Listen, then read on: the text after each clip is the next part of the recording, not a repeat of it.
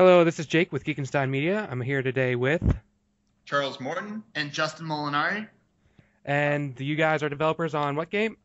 Backyard Battles. Awesome. I've been playing the beta a lot, and I really like it. I was just curious, what can you explain the game for our listeners a little bit? Sure.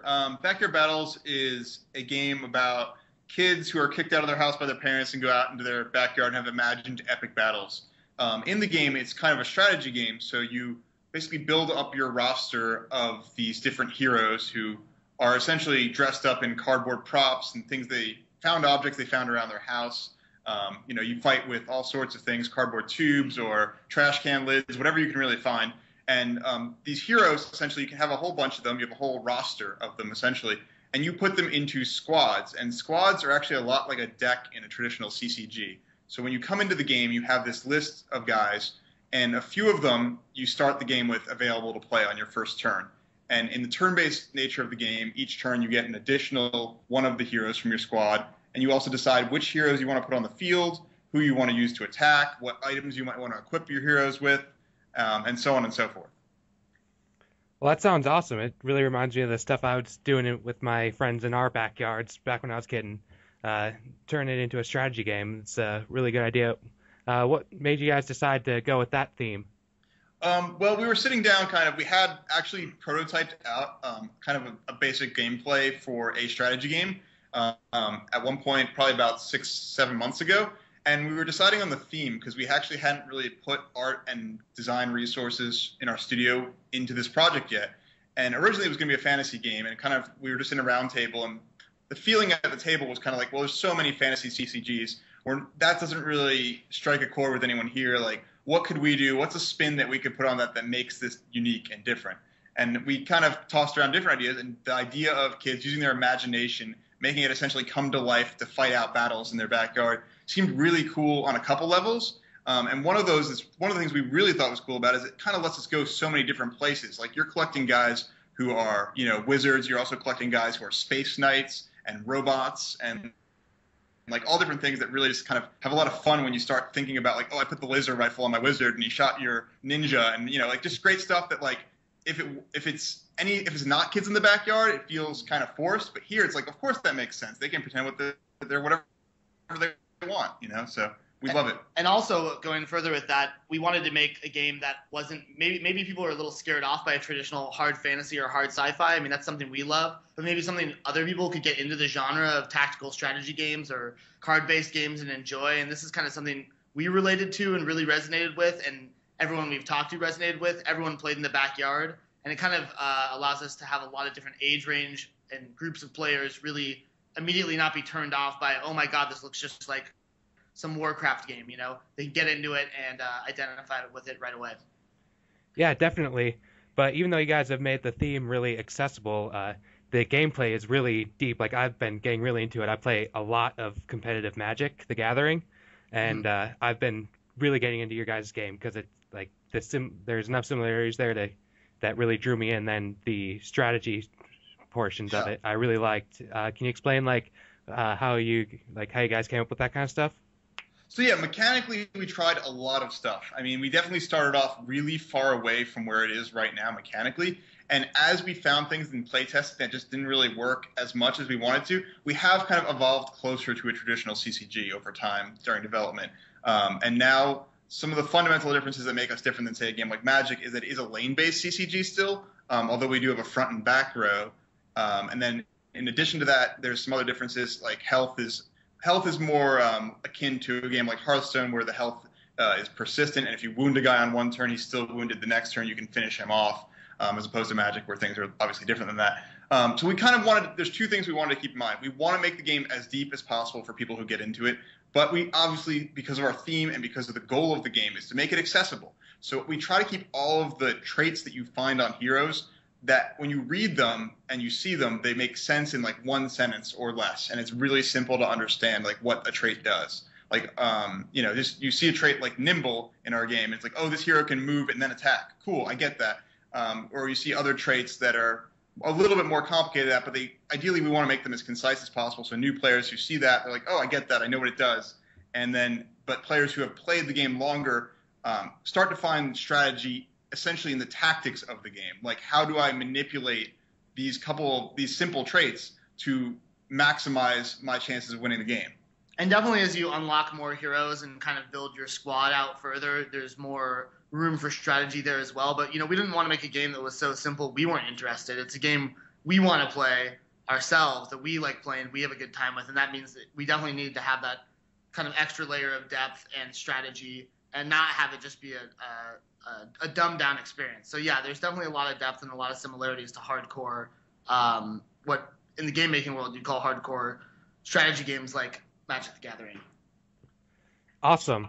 Like I know I'm desperately buying packs trying to put together a Magic mechanic based deck. So yeah, like Magic kind of stuff.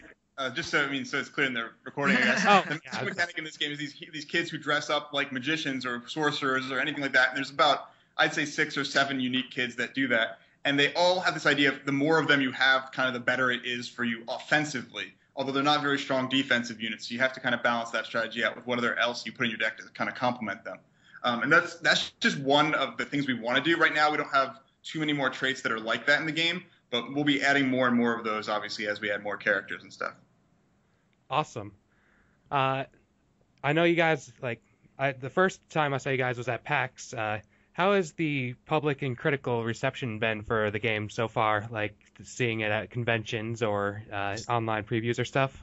I mean, so far the reaction's been really great from people. I think right off the bat you kind of get people either get it a little bit or they don't. So if people are definitely drawn in, I think, by the visuals and comment on how interesting it looks. Some people are a little afraid of the gameplay right away, which I feel like it's a game that anybody can play. So we definitely are working really hard using the feedback from people to make it as accessible as possible. But the feedback's been really great. And I mean, everyone who's playing in our beta right now has had a lot of really constructive criticism, but mainly very positive criticism. So, I mean, every time we hear something, it's just more work, basically, to continue to get done. But so far, it's been good. I mean, we want to bring it definitely to more festivals and stuff in the future. PAX was the biggest thing we've brought it to so far, and that's when the most eyeballs were on it. And that's actually what we've made the most changes directly from that feedback. So awesome. I know, I've been fiendishly addicted to the beta for the last few weeks. You just said that's been going very well. How many have you been getting good player numbers, or I've been noticing that there's not many people, so I'm advocating that the beta needs to be opened up. Where do people go to join this beta?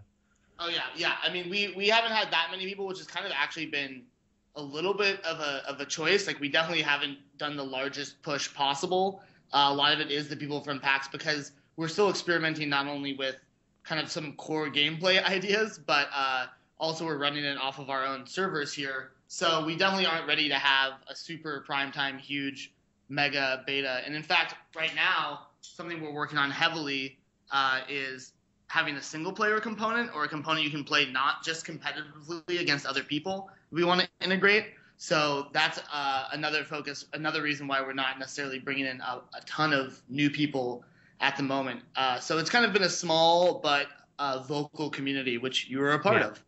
Yeah, small but very competitive. I know I've had some late night bouts with Mr. Bill J. McDaniel, if he's listening. That man, my kudos to him. It's a pity I can't tell him that in person. Oh, it's really a pity. It's kind of like one of those things where, man, should we have really launched without chat or some form of communication? Because, so many times I've wanted to yell at somebody and been like, I can't believe you did that.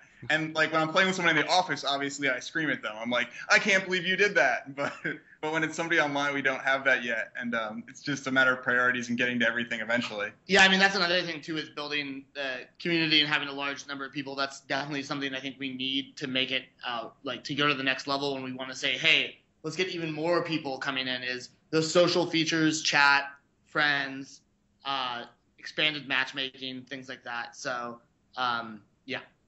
There's definitely some people I've played personally 20 times, I'm pretty sure at this point. But what's good is that those people get better every single time I play them. And what started out me being like, ooh, I should go a little bit easy, is now me fighting for my life every single game. So, and as is inevitable with every single game I've ever made, your players are better than you. Awesome. Well, when do you anticipate launching? That's a great question. So we are focusing right now on the single player element, like Justin said, and we're going to do another big beta update at some point when that gets ready to be live, and that's going to be a bigger thing. It's probably going to be obviously after the holidays, so it's still a little ways off. And then launch is something where we're deciding essentially is the features we want to have at launch. When are we going to have it? It's probably in the early side of next year, the first quarter to the beginning of the second quarter of next year, maybe at the latest. But we're just not really sure on that yet. Awesome. And what systems are you coming out on? I've been playing on the browser, but I understand that there's going to be like iPad, Yes, Android. we have some people internally who play on iPads. For the most part, we've been focusing the beta only on web for now, just because it's easy to iterate on.